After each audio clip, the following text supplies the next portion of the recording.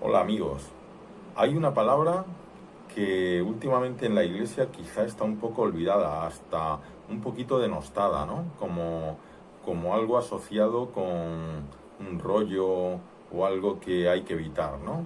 Y es la palabra catequesis. Y sin embargo, la catequesis ha sido fundamental en la historia de la iglesia desde su inicio. O sea, ya desde su inicio, a todos los cristianos que querían bautizarse, se les daba esa catequesis, esa enseñanza doctrinal, ese alimento de doctrina, que iba más allá de esos 4 rudimentos iniciales y que son fundamentales, que son la salvación de Jesucristo, ¿no? Y esto se le daba, como digo, a todos los que iban a ser bautizados. San Agustín, en el siglo V, pues escribe su introducción al catecumenado. De, Habla de aquellas palabras que él dirigía a los catecúmenos que iban a ser iniciados en la fe, ¿no? Hoy en día eso nos falta. Nos falta en muchos ambientes. Realmente muchos hemos sido bautizados de pequeños, hemos recibido luego una formación religiosa en el colegio, mayor o menor, algunos incluso ninguna ya, y bueno, pues muchos hemos recibido, la mayoría, catequesis para la primera comunión, para la confirmación, es decir, para los sacramentos, ¿no? Pero bueno, pues esa catequesis de primera comunión, pues es una catequesis dirigida a los niños, obviamente, y como adultos necesitamos pues entender una serie de cosas, ¿no? Necesitamos poder tener una fe de la que dar razón, de la que dar respuesta, y también una moral acorde a las necesidades que tenemos, ¿no? Esas necesidades ahora son importantes, porque claro, todos vemos por la televisión y en nuestros ambientes de trabajo, ambientes sociales, ataques a la religión. Ataques que a veces no son ataques burdos, sino que están muy elaborados, ¿no? Y entonces nosotros no podemos estar inermes y desconocer nuestra fe, ¿no? Desconocer nuestra fe muchas veces supone sucumbir y muchas veces supone también tener dificultad en transmitírsela a los demás y en transmitírsela a los hijos, que es la mayor pena, ¿no? Entonces es fundamental, ¿no? Decía San José María Escrivá de Balaguer, el fundador del Opus Dei, que no por ser fundador pues es un santo exclusivo del Opus Dei, sino que es un santo para toda la Iglesia, como San Ignacio de Loyola, pues fundó la Compañía de Jesús, pero es un santo para toda la Iglesia, o Santa Teresa de Jesús, o San Agustín, o tantos otros, ¿no? Bueno, pues él decía, más o menos, no son las mismas palabras, pero lo explico un poco, decía que tenemos que tener una formación catequética, doctrinal, de moral, acorde a nuestra formación en otras áreas, ¿no?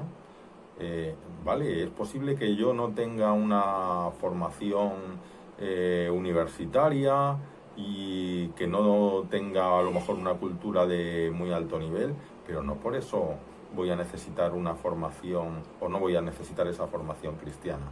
Si yo me muevo en un ambiente donde de todas maneras tengo los conocimientos suficientes para desenvolverme y para interactuar con otras personas a ese nivel, lo que no puedo tener es una fe con unos conocimientos minúsculos que me impidan entrar en cualquier conversación o dar razón de mi fe o incluso entender yo mismo los retos a esa fe, ¿no? Entonces es fundamental formarse, es fundamental formarse. Luego hablaremos un poco de cómo, ¿no? Pero antes quiero hablar de algo que a mí me resulta fundamental, me ayudó mucho cuando lo aprendí y creo que puede ayudar también a otras personas que como yo entonces pues no lo conozcan, ¿no? Es qué es la revelación, ¿no? Y por dónde nos viene la revelación. La revelación que es la palabra de Dios.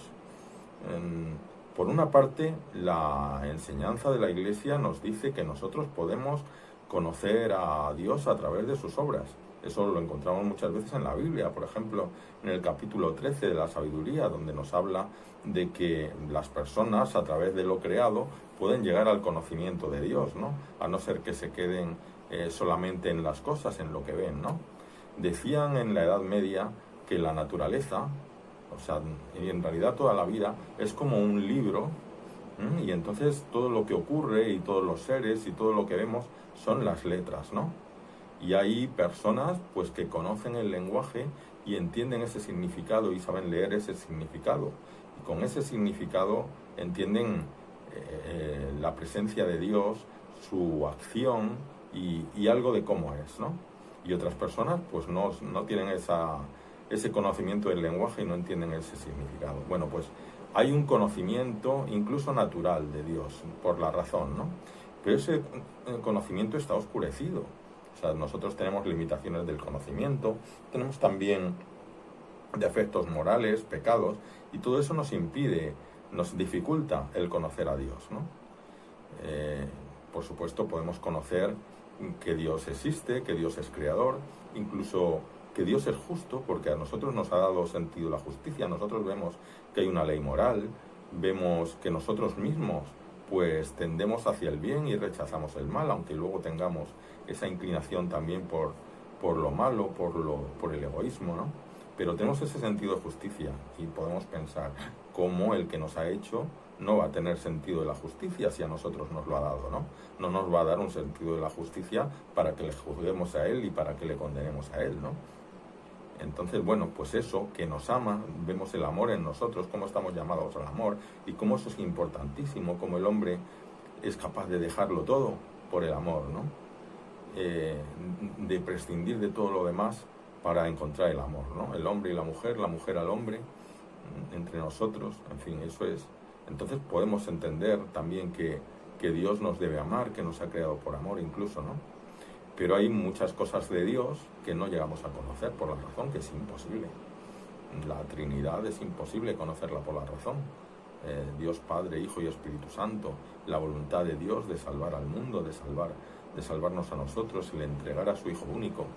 Todo eso solo lo sabemos por la revelación, porque Dios nos ha querido revelar su propia intimidad y además nos ha querido recordar también aquello que nosotros mismos podríamos saber, como son los mandamientos, como es la moral natural, y que no podríamos, nos resultaría dificilísimo llegar a ello sin su ayuda, ¿no? Esa es la revelación.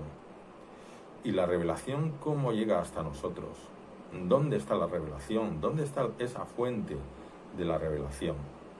Bueno, pues para eso voy a acudir a unas palabras del Concilio Vaticano II, una declaración dogmática del Concilio Vaticano II, que se llama, sabéis que hay varias declaraciones dogmáticas, pues una de ellas se llama Dei Verbum, la palabra de Dios. Y Dei Verbum dice, voy a leer un fragmento muy pequeño, que dice: la Sagrada Tradición y la Sagrada Escritura constituyen un solo depósito sagrado de la palabra de Dios confiado a la Iglesia. Un solo depósito confiado a la Iglesia, un solo depósito de la palabra de Dios. Y lo curioso es que menciona dos nombres, de los cuales el primero nos suena muchísimo, la Sagrada Escritura, pero el segundo nos suena menos, la Sagrada Tradición. Y realmente los menciona en el otro orden. Habla de la Sagrada Tradición y la Sagrada Escritura. La Sagrada Escritura todos lo tenemos muy claro, es la Biblia. Aquí tengo la Biblia, aquí tenemos una Biblia, aquí está la Sagrada Escritura. Aquellos libros reunidos del Antiguo Testamento y el Nuevo Testamento que la Iglesia nos ha dicho que son inspirados por Dios para nuestra salvación, ¿vale? Lo que tenemos que saber. Pero resulta que esto no es lo único, que hay otro incluso previo, que es la Sagrada Tradición. ¿Y qué es la Sagrada Tradición? ¿Qué es esa tradición? Bueno, pues si pensamos, los primeros cristianos no tenían las escrituras completas, ni siquiera tenían las escrituras completas. Las palabras de Jesús, los dichos de Jesús, los hechos de Jesús y las cartas de sus apóstoles y el Apocalipsis todavía no estaban escritas, ni los hechos de los apóstoles. Entonces ellos lo que tenían era tradición, una tradición que en ellos era todavía oral. Ellos tenían el Antiguo Testamento, la ley y los profetas de los judíos, pero no tenían el Evangelio. El Evangelio se fue escribiendo a lo largo del siglo I y todo el Nuevo Testamento se fue recogiendo a lo largo del siglo I. Pero las primeras comunidades, que desde luego eran comunidades muy vivas en el Espíritu Santo, no tenían esa Sagrada Escritura fundamental. Y además, que además lo que les faltaba era la parte fundamental, el Nuevo Testamento. Porque la Sagrada Escritura resulta que tiene una unidad. Y esa unidad está incompleta sin el Nuevo Testamento. Es más, toda la Sagrada Escritura se lee a la luz del Evangelio. Se puede entender a la luz del Evangelio, a la luz de Cristo. Cristo es fundamental para entenderla, si no, no entendemos nada. Pues esto, ellos lo tenían como tradición oral todavía. No lo tenían escrito, es decir, existe primero una sagrada tradición. Y esa tradición se pone por escrito, pero no toda. Es decir, en esa tradición hay otras cosas. En esa tradición hay enseñanzas de vida. Es decir, San Pablo, por ejemplo, si iba a una comunidad, iba a enseñar, iba a dar doctrina, iba a hablar de Jesús, a predicar el Evangelio, pero también predicaba el Evangelio con su vida, mostrando cómo se vivía, cómo vivía un cristiano, o cómo intentaba vivir un cristiano, porque él mismo cuenta que muchas veces fallaba, pero también se levantaba y aceptaba esa misericordia de Dios sobre sí mismo, ¿no? Pues eso, cómo Pablo actuaba con la gente, cómo se preocupaba de las cosas, cómo era honrado, cómo trataba a las mujeres. Supongo que todo eso fue una enseñanza para esa primera comunidad cristiana. Y resulta que esa tradición de esas palabras, de cómo Pablo celebraba también, o cómo los apóstoles celebraban la Eucaristía, esa liturgia que se fue creando, los sacramentos que fueron creándose, sustentándose y apareciendo en la forma cada vez más acabada, ¿no? Pues todo eso pues fue tomando cuerpo, ¿no? Me acuerdo ahora mismo de una parte del Evangelio de San Juan cuando dice Jesús a sus discípulos. Se lo dice antes de la última cena, ¿no? Cuando ya prácticamente su enseñanza había llegado a su fin, su enseñanza de palabra aquí en la tierra. Y entonces les dice: muchas cosas aún tengo que deciros, pero no podéis con ellas ahora. Y dice: cuando venga el Espíritu de la verdad, Él os llevará hasta la verdad plena, porque tomará de lo mío y os lo dará a conocer. Pues bien, ese Espíritu Santo que realmente vino en Pentecostés sobre la iglesia que había creado, que había fundado Jesús, pues es el que nos está conduciendo a la verdad completa. Y cuando hablamos de tradición, es ese espíritu, el mismo espíritu que inspiró las Escrituras, es el mismo espíritu que vivifica la tradición, que da vida a la tradición en la iglesia, a la sagrada tradición, ¿no? Entonces tenemos esa, no son dos fuentes, es como una fuente doble, como una fuente con dos caños. Y eso es fundamental, conocer eso, que los cristianos no bebemos solo de las Sagradas Escrituras, de la Biblia, sino también de la sagrada tradición, y de ninguna de las dos sola y por separado, sino conjuntamente. La una se complementa con la otra. Y lo mismo que no se puede sacar una cita de la Escritura e interpretarla a mi manera y aislada del resto de las Escrituras, tampoco lo puedo entender desviado de la sagrada tradición, ¿no? Esa sagrada tradición que hemos dicho que está en esa vida que nos han transmitido los primeros cristianos y que ha pasado de unos a otros, está en la liturgia, está en las celebraciones de la iglesia, en cómo la iglesia celebra.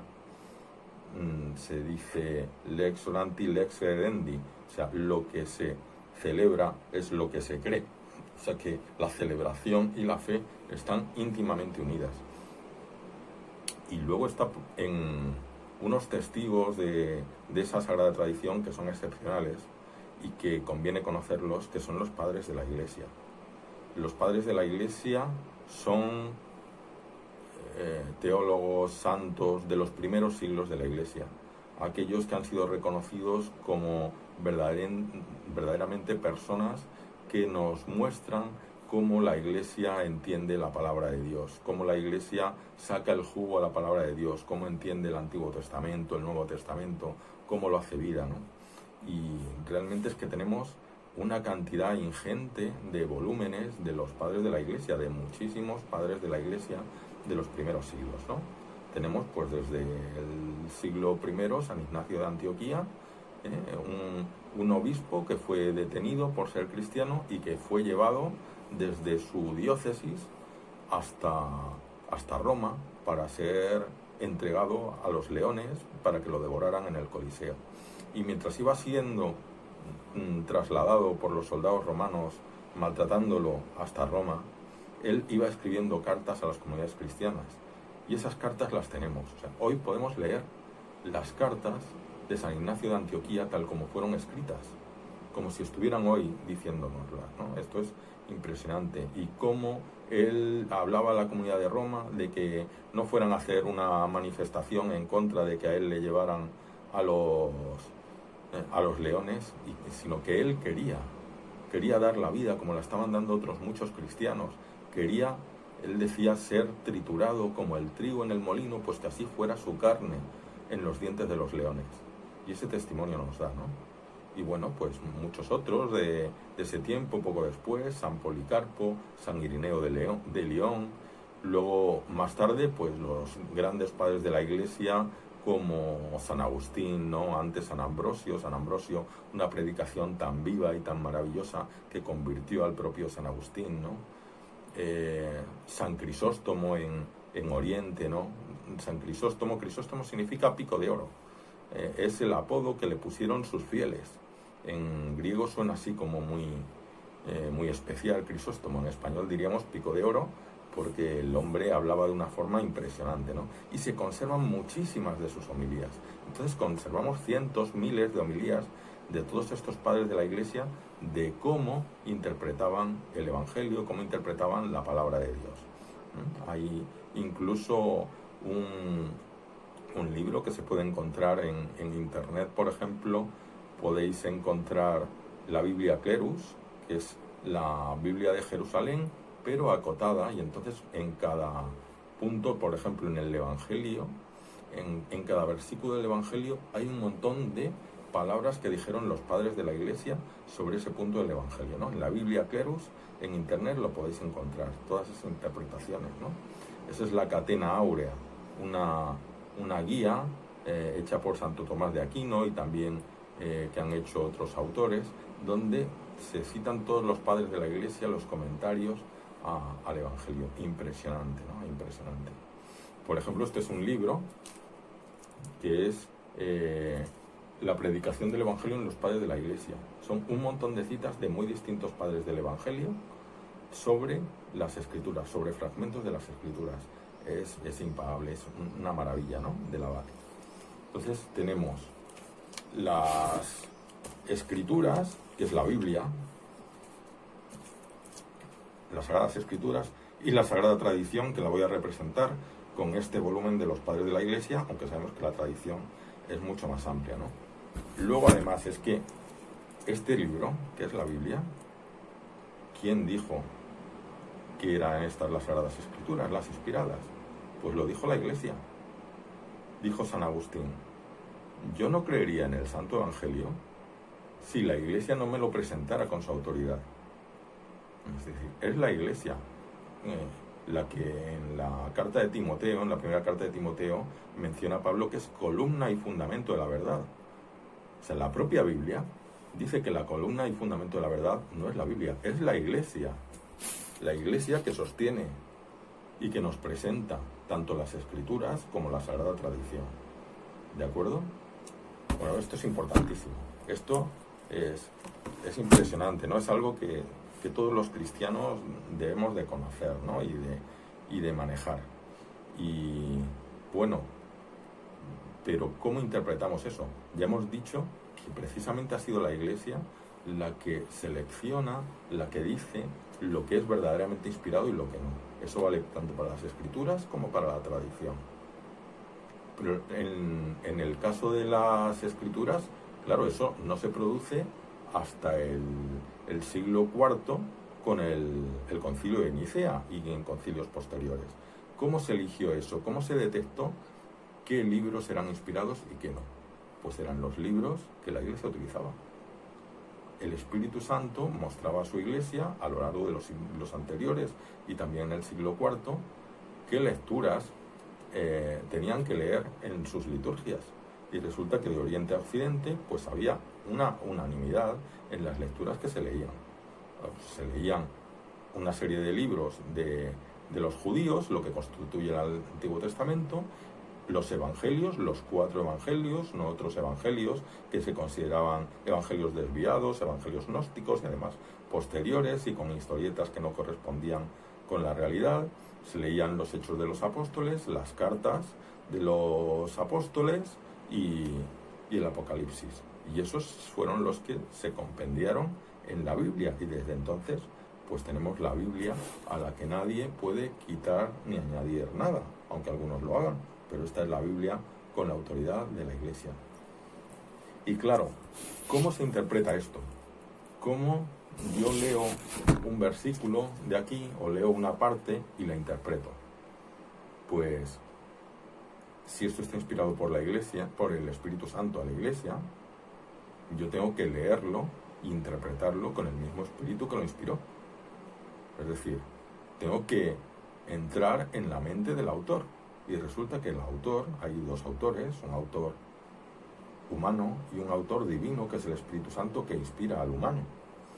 Y entonces, realmente yo tengo que entrar en esa intención, en esa ciencia del conocimiento divino de lo que Dios me ha querido decir con esas escrituras. Para eso necesito al Espíritu Santo. Y ese Espíritu Santo, claro, podemos decir, bueno, pues yo tengo al Espíritu Santo, pues para mí significa esto porque yo estoy inspirado por el Espíritu Santo. Y resulta que para otro significa otra cosa, y para otro otra. Y claro, ¿es que el Espíritu Santo está dividido? ¿Es que es relativo? ¿O que a cada uno le dice lo que le suena bien? ¿O qué? Pues no, cuando varias personas dicen cosas distintas y todas creen están inspiradas en el Espíritu Santo, pues o todos menos uno se engañan o se engañan todos. Entonces, eso es un problema. Claro, el asunto es que tenemos a la Iglesia precisamente.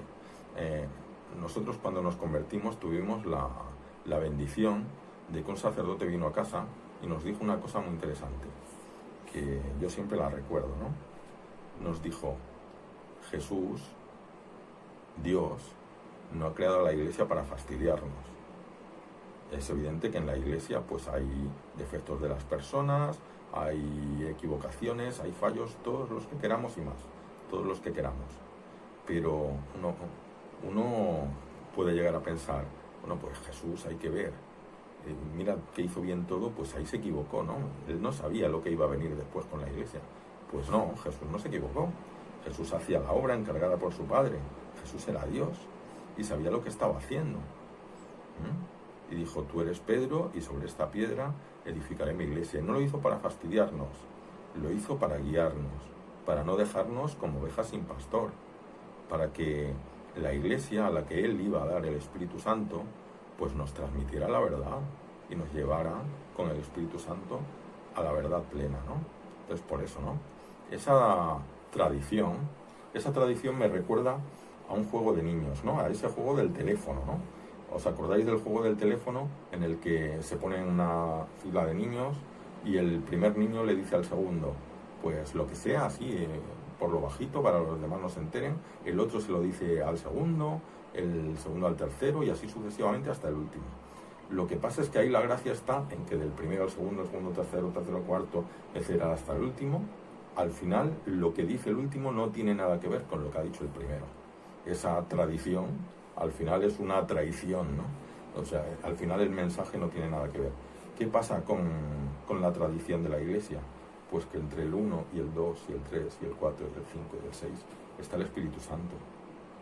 Por eso lo que se ha transmitido a lo largo de la Iglesia es lo mismo. Yo conocí a un protestante, bueno, ya no era protestante, había sido evangélico y se había hecho católico. Lo conocí por internet, ¿no? Y le pregunté, oye, ¿y tú por qué te hiciste católico siendo evangélico? Y me dice, pues mira, porque yo tenía siempre mucho interés por conocer mi fe, ¿no? Y entonces, pues tú sabes que hay cosas discutidas, que unos piensan una cosa, otros piensan otra. Y entonces yo busqué a ver qué era lo que creían los primeros cristianos. A ver los primeros cristianos qué opinaban de esas cuestiones, ¿no? Y claro, se fue a los padres de la Iglesia. Y dice, y cuando leí a los padres de la Iglesia, me di cuenta que todo lo que creían esos primeros cristianos era lo mismo que hoy cree la Iglesia Católica. Dice, así que me hice católico. O sea, precisamente, o sea que es que no ha habido deformación, ¿no? Ni puede haberla. Por eso, cuando muchas veces se dice a la Iglesia, es que tienes que cambiar la doctrina, es que así te va a aceptar mejor la gente, es que si no aceptas esto, pues aquí la vas a ver muy mal. Es que la Iglesia no puede cambiar, porque esa es la enseñanza de Cristo. Dice el Evangelio que os he leído antes, el Espíritu Santo tomará de lo mío, de lo de Cristo, y lo dará a conocer. Es que esa tradición y esa Sagrada Escritura son Cristo, son la palabra del Padre que nos ha traído Cristo y que es Cristo y que nos lo transmite con su Espíritu Santo. Bueno, pues esto es fundamental. Entonces, ese Espíritu Santo late, está vivo en el magisterio de la Iglesia. El magisterio de la Iglesia está al servicio de la palabra de Dios, de la Sagrada Escritura y de la Sagrada Tradición, de la revelación. El magisterio de la Iglesia nos ayuda a entenderlos y a entenderlos auténticamente. Nos dirá Dei Verbum del Concilio Vaticano II que precisamente ese magisterio de la Iglesia, el oficio de interpretar auténticamente la Sagrada Escritura, la Sagrada Tradición, la revelación, está confiado al magisterio de la Iglesia, al Papa y a los obispos en comunión con él. ¿De acuerdo? Entonces, eso es lo que tenemos recogido, por ejemplo, en el Catecismo, que es una verdadera joya, ¿no? Este es un libro que todos deberíamos tener en casa. Un cristiano sin su catecismo, pues es un cristiano que está un poco cojo, ¿no? Y es una obra realmente maravillosa, ¿no? Aquí tenemos la Biblia, que desde luego no puede faltar en casa de un cristiano, pero el segundo es el catecismo. El segundo es el catecismo. En el catecismo, pues hay diversas partes. La primera habla del credo, va doctrinalmente analizando todo el credo. La segunda parte habla de la celebración del misterio cristiano, de los sacramentos. La tercera parte habla de la moral, los 10 mandamientos, y la cuarta parte sobre la oración, ¿no? Un compendio maravilloso. Si queréis profundizar, porque esto es la catequesis. La catequesis es pues conocer la doctrina y la moral de la Iglesia, conocer también los sacramentos y aprender a orar. Eso es la catequesis. Si queréis conocerlo, pues hay catequesis maravillosas, por ejemplo, de José Ignacio Munilla, del obispo de San Sebastián, en Radio María, que las ha colgado en podcast y se pueden escuchar, ¿no? Una catequesis comentada. Una maravilla. Y lo bueno del catecismo es que está lleno de citas, tanto de las Escrituras como de la tradición de la Iglesia, ¿no? De los padres de la Iglesia. Y de esa tradición viva también que son los santos, porque decíamos que esos ejemplos de vida se concretan en la vida de la Iglesia, y qué mejor concreción que la vida de los santos, ¿no? Para entender el Evangelio, leer Vidas Dadas de Santos es una forma maravillosa, ¿no? A través de sus vidas se entiende el Evangelio. Hoy leemos a la Madre Teresa de Calcuta, leemos su vida, y una vida autorizada, una biografía que sea fiel, porque luego hay muchas cosas por ahí ñoñas y un poco tontas, ¿no? Pero una vida que sea fiel de la Madre Teresa, y bueno, pues ahí estamos leyendo el Evangelio. O la vida de San Francisco de Asís, y ahí estamos viendo la concreción del Evangelio, ¿no? Es una maravilla, ¿no? Pues quedémonos con eso. Voy a insistir, Voy a insistir. Y primero, tradición, porque en el tiempo empieza antes. Luego eso se concreta, una parte, en las Sagradas Escrituras, pero no todo. Entonces, tradición y Sagrada Escritura, complementarias, inseparables. Si las separamos, las desarraigamos, porque esto hay que leerlo en la Iglesia y con el magisterio de la Iglesia. En la Iglesia quiero decir con el sentido eclesial, el sensus ecclesiae, el Espíritu Santo que Dios ha dado a su Iglesia para que no se pierda, con el magisterio de la Iglesia, con el catecismo. Esta es la forma de beber de las aguas cristalinas de la fe y de no beber de charcos, porque hoy en día hay muchos charcos podridos, charcos que son de agua estancada y que no nos transmiten la verdadera palabra de Dios, y que a veces son muy difíciles de reconocer. Por eso es importante formarnos. Bueno, pues Muchas gracias y hasta otra.